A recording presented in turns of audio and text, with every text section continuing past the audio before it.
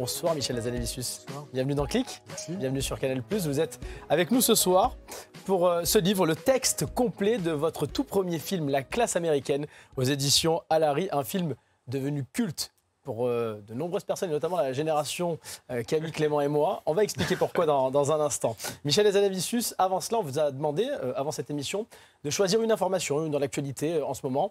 Et vous avez choisi de nous parler des mesures d'urgence en place pour les intermittents du spectacle. Pour les intermittents du spectacle et pour les non-intermittents du spectacle. C'est-à-dire pour les intermittents, tout simple, qui n'ont pas le statut d'intermittent du spectacle et qui n'ont aucune aide, aucune indemnisation, et qui sont des gens qui sont en train de basculer dans le RSA, au RSA, jour après jour. Donc voilà, je crois qu'on est en train de créer une situation un peu très injuste. Et je crains un peu pour la rentrée sociale. Enfin, je crains d'abord pour ces gens parce qu'ils sont pas aidés, alors qu'il y a plein d'autres aides par ailleurs qui sont très bien. Et donc voilà, j'aurais pu parler de George Floyd, évidemment. On va en parler, bien sûr. Parce que j'imagine que le monde entier attend mon avis là-dessus. Mais là, c'est quelque chose qui me touche de plus près.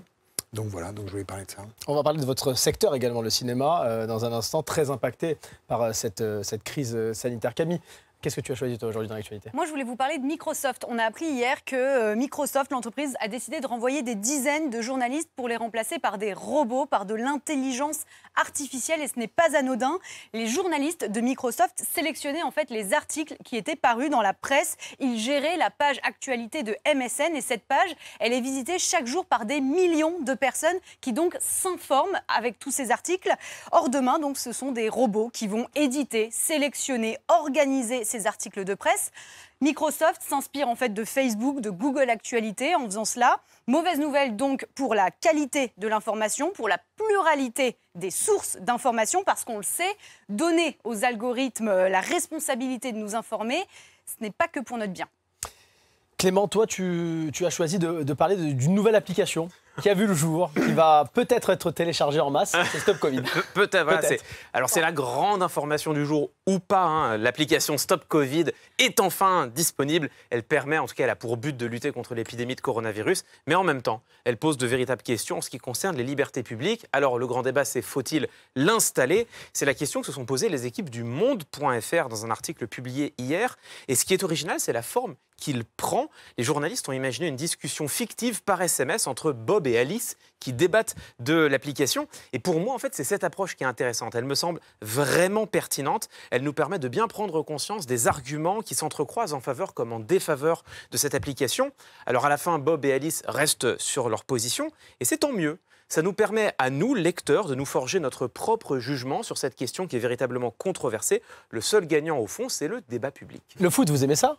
Ouais, moi, j'adore ça. Ouais, j'aime ça. Ouais. Vous aimez ça. Je sais que vous avez été, alors je l'ai lu, un très bon joueur de foot quand vous étiez jeune, il y a quelques années, Michel. Mon frère croyait que j'étais bon, moi je croyais que j'étais bon. mais ça doit... Non, je jouais au Paris Football Club. Ouais, c'est bon. C'est déjà un bon niveau. Vous avez joué à un bon niveau quand vous étiez gamin. Ouais, voilà. Au moment où il faut jouer, j'étais plus là. Le foot, en tout cas, reprend un peu partout. Vous avez suivi l'actualité.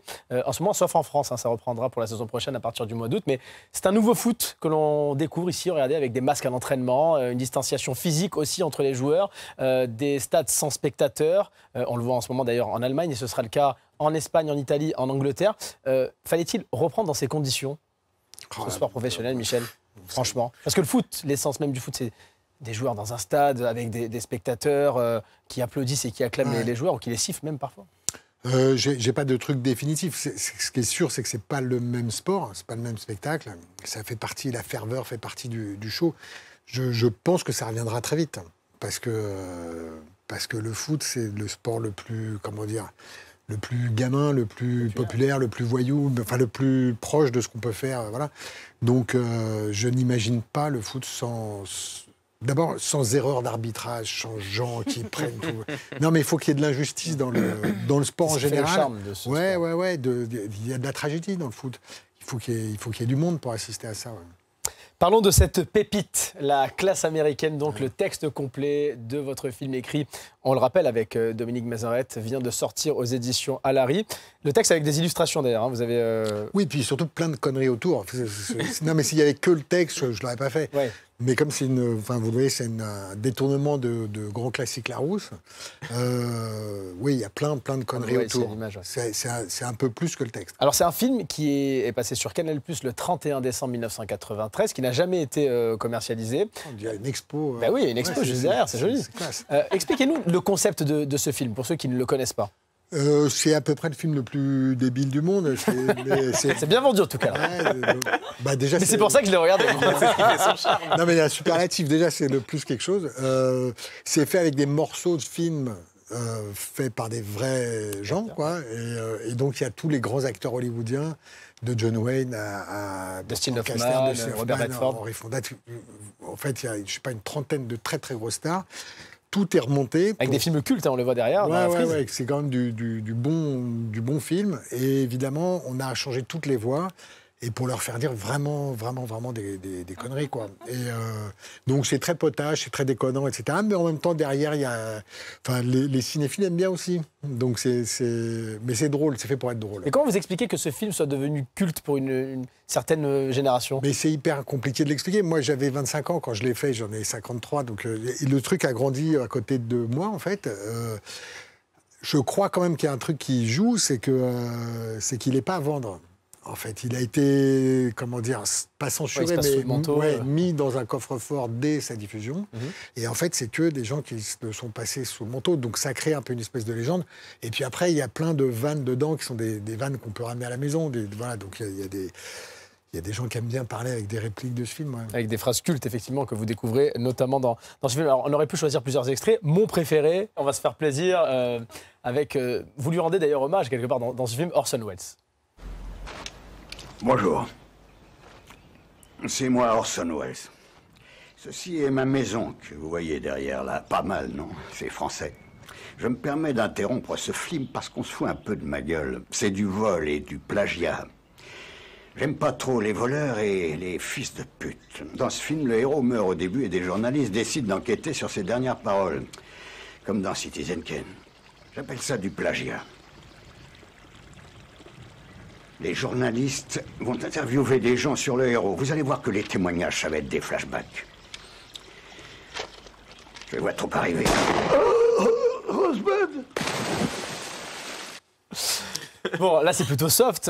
Il y a évidemment des dialogues un peu absurdes parfois. Ouais. Mais dans le film, est-ce que vous êtes conscient que certains passages que vous avez doublés dans le film, pas vous, mais les acteurs de l'époque, auraient du mal à passer aujourd'hui en 2020? Ah oui, enfin non, mais ce serait fait différemment. Si on le faisait aujourd'hui, en fait, ils n'ont pas de mal à passer puisque ça passe. Oui. Mais si on le faisait aujourd'hui, effectivement, on les... Qu'est-ce que vous feriez différemment? Il y a plein de vannes, mais je vois où vous voulez en venir, je pense. Parce que non, mais j'ai donné une interview sur l'usage du mot PD, notamment. Je pense que c'est ça auquel vous faites référence. Oui, ça se manierait différemment. Ça ne veut pas dire qu'il ne faut pas y aller, mais ça se manie différemment.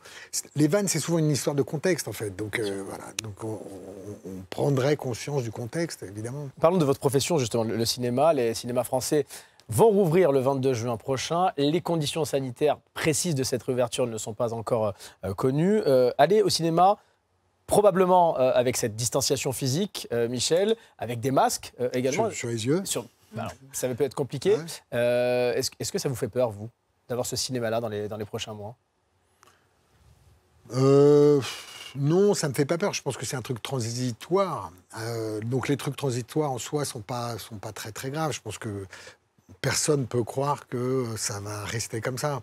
Mais non, ce qui est peut-être plus flippant, c'est les choses qui sont amenées à rester, quoi. C'est-à-dire des modes de fonctionnement qui changent à jamais. Il va falloir se réhabituer, il va falloir faire attention à ce qu'on garde, à ce qu'on ne garde pas.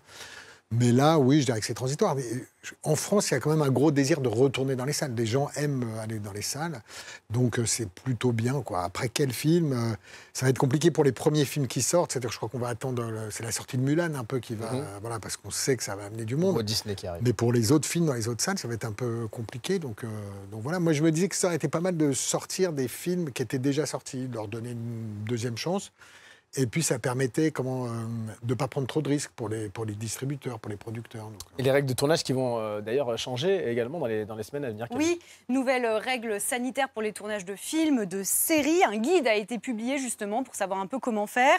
Il est recommandé, par exemple, de visiter le moins de lieux possible pour trouver un décor, de privilégier le talkie-walkie pour se parler sur un plateau de tournage.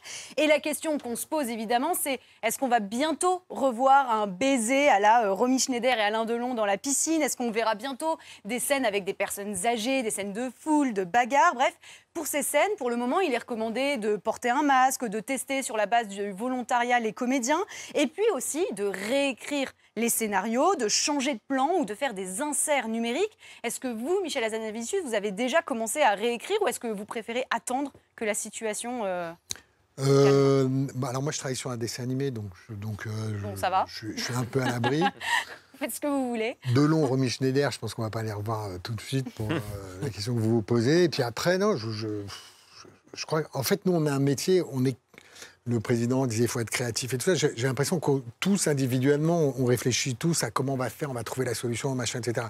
Le problème, c'est plus les trucs collectifs. Mais je crois que tout le monde va à peu près trouver des solutions, on va s'arranger. Et puis voilà, c'est pas tant les gens. Je crois que le problème, c'est un peu les assurances, quoi. C'était les assurances qui permettent de travailler. Mais je crois que les gens, on trouvera des solutions. C'est plus dans le porno où ça va être compliqué, je pense. Ça va être compliqué. Avec des masques aussi. Mais bon, ça ne sert pas à grand-chose. Et des capotes. C'est important. Bon, enfin, c'est un autre débat, un autre sujet.